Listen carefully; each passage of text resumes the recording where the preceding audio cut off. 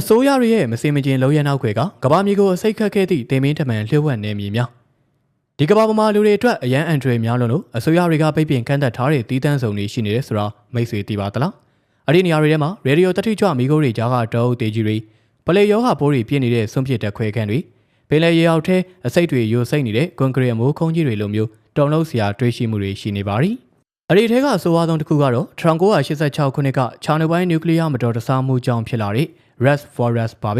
အဲ့ဒီချိန်ကပေါက်ကွဲမှုကြောင့်ထွက်လာတဲ့ပြင်းထန်လွန်းတဲ့ရေဒီယိုတထွေကြွတွေကအနီးနားကတောအုပ်ကိုစက္ကန့်ပိုင်းတွင်ရိုက်ခတ်သွားခဲ့ပါသည်ရလက်ကတော့ထင်းရှုပင်တွေရဲ့အရွက်တွေဟာနေရဲသွားပြီးရပ်ပိုင်းတွင်မှာပဲတစ်ပင်အလုံးသေဆုံးကုန်တာပါပဲအဲဒါကြောင့်လဲဒီနေရာကို Red Forest ဒါမှမဟုတ်တောအုပ်နီးလို့ခေါ်ကြတာပေါ့တကယ်တမ်းထူးဆန်းတာကဒီတောအုပ်ကနှစ်ပေါင်း40ကြာတဲ့အထိမပုံမတိုးပဲငကိုအတိုင်းကိုရှိနေတာပါအပုံမှန်ဆိုရင်တော့အနုစီဝပိုးမွားတွေနဲ့မှုတွေကတရွက်6တွေကိုဆွေးမြေ့သွားအောင်လုပ်ပေးရတာဖြစ်ပါတယ်ဒါပေမဲ့ဒီနေရာကပြင်းထန်တဲ့ရေဒီယိုတထွေကြွမှုတွေကအဲ့ဒီအနုစီဝပိုးမွားတွေကိုပါမျိုးတုံးစေခဲ့တယ်လို့သူတို့ရဲ့ DNA ကိုပါပျက်စီးစေခဲ့တာကြောင့်တဘာဝအတိုင်းဆွေးမြေ့ခြင်းဖြစ်စဉ်ကလုံးဝရပ်တန့်သွားခဲ့ရတာပါ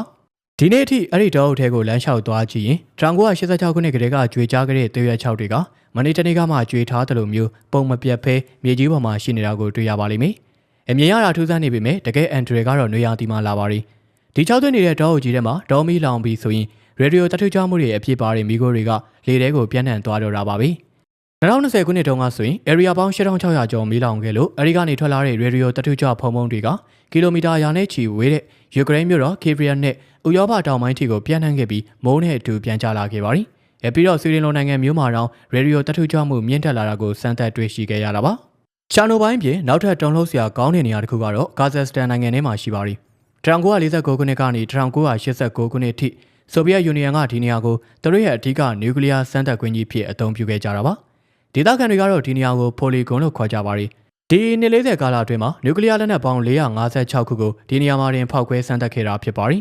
အဲဒီထဲမှာမြေရောက်စမ်းသပ်မှုတွေတင်မကပဲလေတုထဲမှာတင်ဘုံကိုတိုက်ရိုက်ဖောက်ခွဲတဲ့စမ်းသပ်မှုတွေလည်းအများအပြားလုပ်ခဲ့တာပါ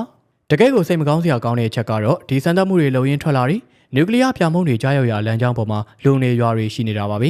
အဲ့ဒီချိန်ကအနီးနားဝန်းကျင်မှာလူပေါင်း1 တန်းကျော်လောက်နေထိုင်နေကြတာဖြစ်ပေမဲ့အစိုးရဘက်ကဘယ်သူမှကြိုတင်ရွှေ့ပြောင်းပေးတာမျိုးမလုပ်ပေးခဲ့ပါဘူး။မိုင်ပေါင်းများစွာဝေးတဲ့နေရာကအိမ်ပြတင်းပေါက်တွေတုံခါသွားစီတဲ့အထိပြင်းထန်တဲ့ပေါက်ကွဲမှုကြီးတွေဖြစ်နေချိန်မှာကလေးတွေကအပြင်မှာစော်ကစားနေကြဆဲဖြစ်တယ်လို့ဒရိတ်ဆန်တွေကလည်းနျူကလ িয়ার ပြာမှုန့်တွေတင်နေတဲ့မြက်ပင်တွေကိုစားတောက်နေခဲ့ကြရတာပါ။ဒီလိုဆယ်စုနှစ်နဲ့ချီပြီးရေဒီယိုတထွေကြွမှုတွေနဲ့ထိတွေ့ခဲ့ရတဲ့စိုးကြိုတွေက1980ပြည့်လို့နှစ်တွေရဲ့နောက်ပိုင်းမှာတိတိတတ်တာပေါ်ထွက်လာခဲ့ပါသည်။ကာဇက်တုတေတီတွေရဲ့ထုတ်ပြန်ချက်အရဒီဒေသမှာရှိတဲ့လူတွေကတခြားနေရာကလူတွေထက်တိုင်းရိုက်ကင်ဆာနဲ့လူကီမီယာထွေးကင်ဆာဖြစ်ပွားနှုန်းတိတိတတ်တာမြင့်မားနေတာကိုတွေ့ရှိခဲ့ရတာပါ။ဒါအပြင်မွေးရပါချိုရင်းချက်ပါလာတဲ့ကလေးငယ်အရေးအတွက်ကလည်းတခြားဒေသတွေထက်အဆမတန်အများပြားနေခဲ့ရပါသည်။ဒီစမ်းသပ်ခွင့်ကစတိုရန်ကီလိုမီတာ18500ကျော်ကျယ်ဝန်းပြီးကာဇက်စတန်အစိုးရက1992ခုနှစ်မှာတရားဝင်ပိတ်သိမ်းခဲ့တာပါ။ဒါပေမဲ့ဒီနေ့ထိအချို့နေရာတွေမှာပလူတိုနီယန်စိတ်သိမ်းမှုတွေရှိနေဆဲဖြစ်တယ်လို့အတိတ်ကစမ်းသပ်မှုတွေရဲ့နာကျင်စရာအရေးမဲတွေကဒီဒေသခံတွေရဲ့ဘဝထဲမှာအခုထိရှိနေဆဲပဲဖြစ်ပါတယ်။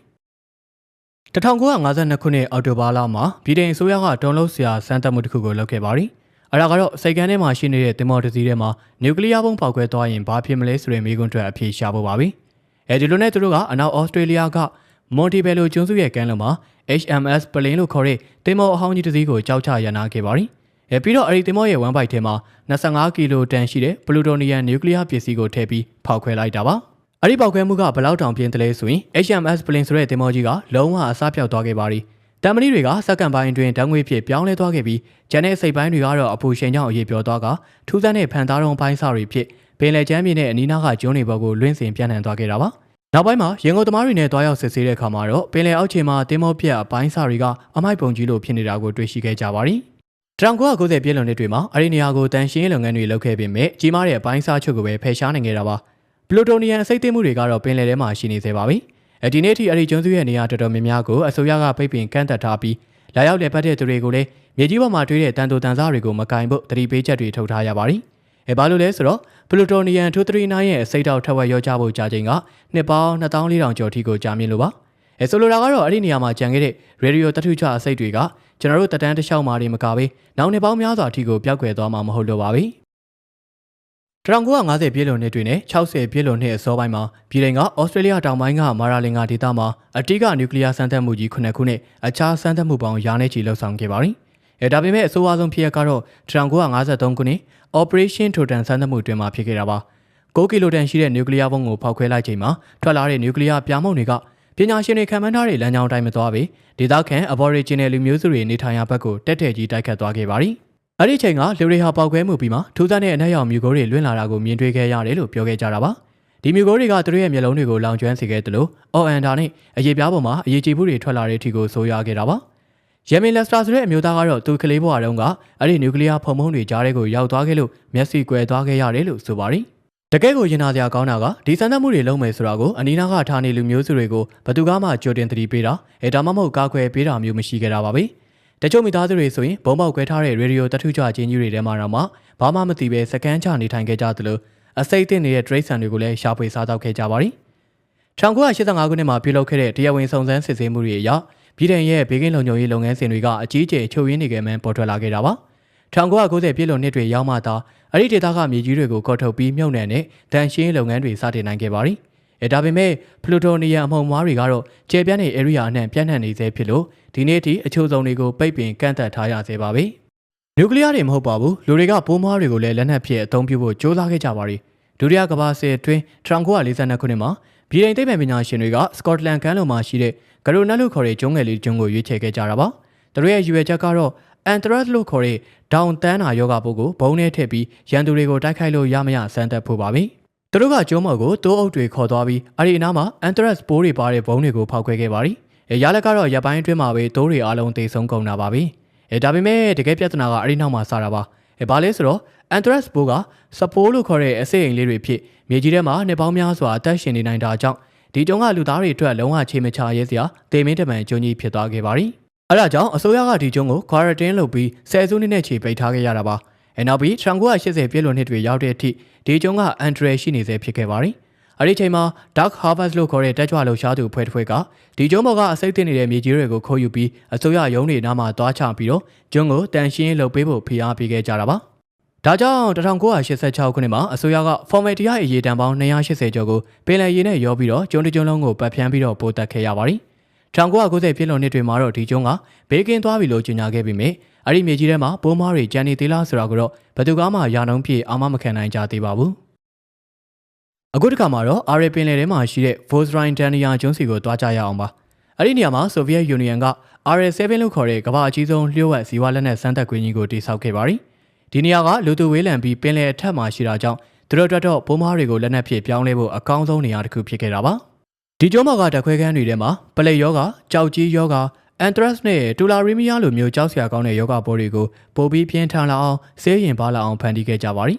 အဲဒီနောက်မှာတော့မြောက်တွေတိုးတွေနဲ့မြီးတွေကိုကျုံးမော်ကကွင်းမြင်တွေမှာခြေနှောင်ထားပြီးလေရင်ပေါ်ကနေဒီယောဂပိုးတွေပါတဲ့ဘုံတွေကိုကျဲချပြီးတော့စမ်းသပ်ခဲ့ကြတာပါဒီလိုနဲ့1981ခုနှစ်မှာတော့မတော်တဆမှုတစ်ခုဖြစ်လာခဲ့ပါသည်ကြောက်ကြီးယောဂပိုးတွေကဓာတ်ခွဲခန်းတွေကနေလေထဲကိုပြန့်ထွက်သွားခဲ့လို့အနီးနားမှာရှိတဲ့အာရယ်မြို့ကလူ10ယောက်ကူးစက်ခံရပြီး3ယောက်သေဆုံးခဲ့ရတာပါ1990ပြည့်လွန်နှစ်တွေအတွင်းဆိုဗီယက်ပြိုကွဲသွားတဲ့အခါမှာတော့သိပ္ပံပညာရှင်တွေကအလင်းအမြန်စွန့်ခွာသွားခဲ့ကြပြီးအန်ဒရယ်ရှိတဲ့ဘုံးမတွေပါတဲ့ကွန်တိန်နာအများပြားကိုဒီတိုင်းခြံထားခဲ့ကြပါသည်ပိုးပြီးကြောက်စရာကောင်းတာကအာရယ်ပင်လယ်ဟာတဖြည်းဖြည်းခန်းချောက်သွားခဲ့လို့ဒီကျုံးကကုန်းမြေနဲ့တစ်ဆက်တည်းဖြစ်သွားခဲ့တာပါအဲဒါကြောင့်ကျုံးပေါ်မှာကြံခဲ့တဲ့တေမင်းတမန်ဘုံးမတွေကလေတိုက်ရင်ပဲဖြစ်ဖြစ်ဒရိတ်ဆန်တွေကနေတစင်ပဲဖြစ်ဖြစ်လူနေဒေသတွေစီကိုရောက်လာနိုင်တဲ့အန်ဒရယ်ရှိလာခဲ့ပါသည်ဒီလိုနဲ့2002ခုနှစ်မှာအမေရိကန်နဲ့ကာဇက်စတန်တို့ပူးပေါင်းပြီးအန်ထရက်စ်ပိုးတွေကိုတန်ရှင်းလုပ်ခဲ့ရတာပါဒါပေမဲ့တခြားယောဂပိုးတွေမြေကြီးထဲမှာဘယ်လောက်ထိကျန်နေသေးသလဲဆိုတာကိုတော့ဘယ်သူမှမသိနိုင်ဘူးဖြစ်နေသေးပါပြီအခုတစ်ခါမှာတော့အမေရိကန်ပြည်ထောင်စုကော်လိုရာဒိုပြည်နယ်က Rocky Flat စက်ရုံစီကိုတွားကြည့်ကြပါမယ်ဗျဒီစက်ရုံကစေးတိုက်ပွဲကာလအတွင်းမှာအမေရိကန်ရဲ့နျူကလ িয়ার လက်နက်တွေအတွက်လိုအပ်တဲ့ပလူတိုနီယမ်အမြုတေတွေကိုထုတ်လုပ်ပေးခဲ့တဲ့အဓိကနေရာကြီးဖြစ်ပါတယ်ဒါပေမဲ့ဒီစက်ရုံရဲ့နောက်ခွင်မှာတော့ပတ်ဝန်းကျင်ကိုအစိမ့်သိမ့်စေတဲ့လျှို့ဝှက်ချက်တွေအများကြီးရှိနေကြတာပါ1989ခုနှစ်မှာတော့ထူးဆန်းတဲ့ဖြစ်ရပ်တစ်ခုဖြစ်သွားခဲ့ပါပြီအဲ့ဒါကတော့ FBI နဲ့ EPA လို့ခေါ်တဲ့ပတ်ဝန်းကျင်ထိန်းသိမ်းရေးအေဂျင်စီတို့ပူးပေါင်းပြီးတော့ဒီနျူကလ িয়ার စက်ရုံကြီးကိုရုတ်တရက်ဝင်ရောက်စီးနင်းခဲ့တာပါပဲဒါဟာအမေရိကန်သမိုင်းမှာအစိုးရအချင်းချင်းပြန်ပြီးဝင်ရောက်စီးနင်းတဲ့ပထမဆုံးနဲ့တစ်ခုတည်းသောဖြစ်ရပ်ဆိုရင်လည်းမမှားပါဘူးဘာလို့ဒီလိုလုပ်ခဲ့ရတာလဲဆိုရင်ဒီစက်ရုံကရေဒီယိုတထုကြအမိုက်တွေကိုတရားမဝင်မီးရှို့ဖျက်ဆီးတာပလူတိုနီယမ်အစိတ်တွေကိုမြေရောက်ရည်တဲ့ဓာတ်ရိုက်ဆွန့်ပစ်တာတွေလုပ်နေတဲ့ဆိုတဲ့သတင်းကိုရရှိခဲ့လို့ပါပြီစုံစမ်းစစ်ဆေးမှုတွေအရစက်ရုံထဲမှာပလူတိုနီယမ်တွေအများအပြားပျောက်ဆုံးနေတာကိုလည်းတွေ့ရှိခဲ့ရပါတယ်ဒီအစိတ်တွေကလေထဲကနေတဆင့်အနီးနားကမြို့ပြဒေသတွေအထိကိုပြန့်နှံ့သွားခဲ့တာပါ နောက်ဆုံးမှာတော့ဒီစက်ရုံကိုပိတ်ပစ်ခဲ့ရပြီးတန်ရှင်းလုပ်ဖို့အတွက်ဒေါ်လာ9ဘီလီယံကျော်အသုံးပြုခဲ့ရပါတယ်။ဒီနေ့မှာတော့ဒီနေရာကိုတဘာဝဘေးမဲ့တော့ဖြစ်ပြောင်းလဲထားပေမဲ့မြေကြီးအောက်ထဲမှာတော့ရေဒီယိုတတိကျအချင်းချန်တွေအများကြီးရှိနေသေးပါပဲ။အမေရိကန်ပြည်ထောင်စုဝါရှင်တန်ပြည်နယ်မှာရှိတဲ့ Hanford စိုက်ကွင်းကြီးကဒုတိယကမ္ဘာစစ်အတွင်းကပထမဆုံးနျူကလ িয়ার ဘုံအတွက်ပလူတိုနီယမ်တွေထုတ်လုပ်ပေးခဲ့တဲ့နေရာဖြစ်ခဲ့တာပါ။ဒါပေမဲ့အဲ့ဒီနောက်ဆက်တွဲအနေနဲ့ဒီနေ့ထိဖြည့်ရှင်းလို့မရသေးတဲ့အစိတ်သိမ်းမှုပြဿနာကြီးကိုခြံထားခဲ့ပါရီ။ဒီနေရာဟာတစ်ကမ္ဘာလုံးမှာရေဒီယိုတတိကျမှုအရှိဆုံးနေရာတွေကတစ်ခုလိုတောင်တင်စားကြတာပါ။ဒီနေရာရဲ့အဓိကအန်ဒရယ်ကတော့မြေအောက်မှာမြုပ်နှံထားတဲ့အေယာမတန်တင်ကား189စင်းပဲဖြစ်ပါရီ။အဲ့ဒီတင်ကားကြီးတွေထဲမှာနျူကလ িয়ার လက်နက်ထုတ်လုပ်ရာကထွက်လာတဲ့ရေဒီယိုတတိကျအစိတ်ရေဂါလံပေါင်း56တန်းကျော်ကိုတင်စီထားတာပါ။စိတ်ပြက်စရာကောင်းတာကအဲ့ဒီတင်ကားတွေကတက်တန်းရင်လာတဲ့မြအခွဲပြီးယိုစိမ့်မှုတွေဖြစ်နေတာပါပဲ။သူတေသနာပြုချက်တွေအရအဲ့ဒီအစိတ်ရေဂါလံပေါင်းတန်းကျော်ကမြေကြီးထဲကိုယိုစိမ့်ဝင်ရောက်သွားခဲ့ပြီးပြီလို့သိရပါရီ။ဒီအစိတ်တွေကမြေရောက်ရေလွှာတွေကနေတဆင်းအနီးနားကကိုလံဘီယာမြစ်ထဲကိုရောက်သွားမှာကိုပညာရှင်တွေကအစိုးရိမ်ဆုံးပါပဲ။တကယ်လို့မြစ်ထဲကိုသာအလုံးရင်းနဲ့ရောက်သွားခဲ့ရင်တော့ပတ်ဝန်းကျင်ကြရားစနစ်တစ်ခုလုံးပျက်စီးသွားမယ့်အန်ဒရယ်ရှိနေလို့ပါ။အစိုးရကဒီအစိတ်တွေကိုဖန်သားတုံးတွေဖြစ်ပြောင်းလဲပြီးဘေးကင်းအောင်တင်စီဖို့ကြိုးစားနေပေမဲ့အခုတက်ထိအောင်မြင်မှုတော့သိမရသေးပါဘူး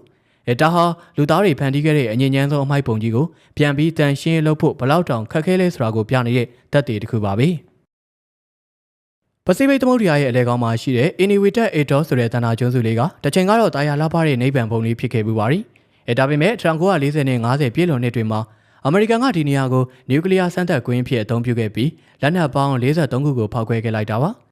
1990ပြည့်လွန်နှစ်တွေမှာတော့အစိုးရကဒီကျွန်းစုကရေဒီယိုတတိကျနေတဲ့မြေကြီးတွေကိုတန်ရှင်းလုပ်ဖို့ဆုံးဖြတ်ခဲ့ပါရီ။သူတို့ဘာလုပ်ခဲ့တယ်လဲဆိုရင်ရိုးနစ်ကျွန်းပေါ်ကဘုံပေါက်ခွဲထားတဲ့ကျင်းကြီးတစ်ခုတွေကိုအစိတ်သိနေတဲ့မြေကြီးနဲ့အမိုက်ပေါင်းကူဘာကိုက်8500ကျော်ကိုစုပုံထည့်လိုက်တာပါ။ပြီးတော့အဲ့ဒီအပေါ်ကနေ18လက်မအထူရှိတဲ့ကွန်ကရစ်ချက်ပေါင်း350ကျော်နဲ့အုပ်လိုက်ပြီးအေယာမအမိုးခုံးကြီးတစ်ခုဖန်တီးခဲ့တာပါ။ဒါပေမဲ့ဒီအမိုးခုံးကြီးမှာကြီးမားတဲ့အားနည်းချက်တစ်ခုရှိနေပါရီ။အဲ့ဒါကတော့အောက်ခြေကိုကွန်ကရစ်မခင်းထားတာပါပဲ။ဆိုလိုတာကတော့ဒီအမိုးခုံးကြီးကပင်လယ်မျက်နှာပြင်မြင့်တက်လာမှုနဲ့ဒီအတက်ကြတံကိုတိုက်ရိုက်ခံနေရတာပါ။လက်ရှိမှာကွန်ကရစ်တွေကစတင်အကွဲနေပြီဖြစ်တယ်လို့ဒီတက်လာတဲ့အခါအမိုးခုံးအောက်ထဲကရေဒီယိုတတိကျအစိတ်တွေကသမုဒ္ဒရာတွေကိုဓာတ်ရိုက်ယိုစိမ့်ဝင်ရောက်နေပါရီ။အဲ့လိုနဲ့ပတ်ဝန်းကျင်မှာရှိတဲ့ကဏ္ဍတွေကရေဒီယိုတတိကျမှုအစမတန်မြင်မာနေလို့ဒေသခံတွေစားသုံးလို့မရတော့တယ်လို့အနီးနားကကျွန်းပေါ်ကလူတွေကလည်းအရင်ကထက်ရေဒီယိုတတိကျမှုတန်ကိုပိုပြီးထိတွေ့ခံစားနေကြရတာပါ။အစိုးရကတော့ဒီအမိုးကုန်းကိုရေရှည်ခံအောင်မရည်ရွယ်ပဲယာယီပဲစောက်ခဲ့တာလို့ဝန်ခံထားပေမဲ့အခုချိန်မှာတော့ဒီအုတ်ခုကြီးကပစိဖိတ်သမုဒ္ဒရာအတွက်ချိန်ကိုက်ဘုံကြီးတစ်ခုဖြစ်နေပါပြီ။ဗီဒီယိုရဲ့နောက်ဆုံးမှာတော့ကျွန်တော်တို့အစားပြုခဲ့တဲ့ခြာနိုပိုင်းနားကထူးဆန်းတဲ့နေရာတစ်ခုစီကိုပြန်သွားကြရအောင်ဗျ။အဲ့ဒါကတော့ရာဆိုကာလို့ခေါ်တဲ့အေယာမရင်တင်ញိုင်းကြီးပဲဖြစ်ပါရီ။1986ခုနှစ်ပေါက်ကွဲမှုဖြစ်ပြီးနောက်မှာမင်းငိမ့်တပ်ဖို့နဲ့တန်ရှင်းလုပ်ဖို့အတွက်အသုံးပြုခဲ့တဲ့မီးတပ်ကားတွေရဟတ်ယာဉ်တွေတန်ချက်ကာကားတွေနဲ့ဘူရိုစာပေါင်းရာနဲ့ချီကိုဒီနေရာမှာစုပုံပြီးတော့ဆွန့်ပစ်ခဲ့ကြတာပါ။ဒီရင်တွေကရေဒီယိုတတိကျမှုတွေအလွန်မင်းမြင်မာနေလို့နောက်ထပ်အသုံးပြုလို့မရတော့ပဲဒီအတိုင်းအတန်းလိုက်ကြီးထားခဲ့ရတာဖြစ်ပါရီ။ဒါပေမဲ့90ပြည့်လွန်နှစ်တွေမှာတော့တုံးလုံးစရာကောင်းတဲ့ခိုးယူမှုတွေဖြစ်လာခဲ့တာပါ။ချန်စီယိုတွေကိုကြော်ဖြတ်ပြီးတော့ရောက်လာတဲ့တခိုးတွေကဒီရေဒီယိုတတိကျနေတဲ့ကားတွေကတာယာတွေကိုခိုးယူတာအင်ဂျင်ပိုင်းတွေကိုဖျက်ယူတာတွေလုပ်ခဲ့ကြပါရီ။ပိုပြီးကြောက်စရာကောင်းတာကအဲ့ဒီအစိတ်သိနေတဲ့တန်တိုတန်စားတွေကိုအပြင်ကအတိုင်းကြိုသက်ယုံတွေကိုရောင်းချခဲ့ကြတာပါပဲ။အဲ့ဒီတန်တွေကိုပြန်ရေချိုပြီးကေဗရက်မျိုးကတိုက်ခန်းတွေနဲ့စက်ယုံတွေဆောက်လုပ်တဲ့နေရာမှာတန်ချောင်းဖြစ်ပြန်သုံးခဲ့ကြတယ်လို့ဆိုပါရီ။ဆိုလိုတာကတော့လူတွေကကိုယ်အိမ်ရဲ့နေရန်ထဲမှာရေဒီယိုတတိကျအစိတ်တွေရှိနေမှမသိပဲနေထိုင်နေကြရတယ်လို့ဖြစ်နေတာပါ။2010ပြည့်လွန်နှစ်တွေမှာတော့လုံခြုံရေးတွေကိုတိုးမြှင့်လိုက်လို့ဒီရင်အများစုကိုဖျက်ဆီးပြီးတော့မြေမြုပ်ပစ်ခဲ့ကြပါပြီ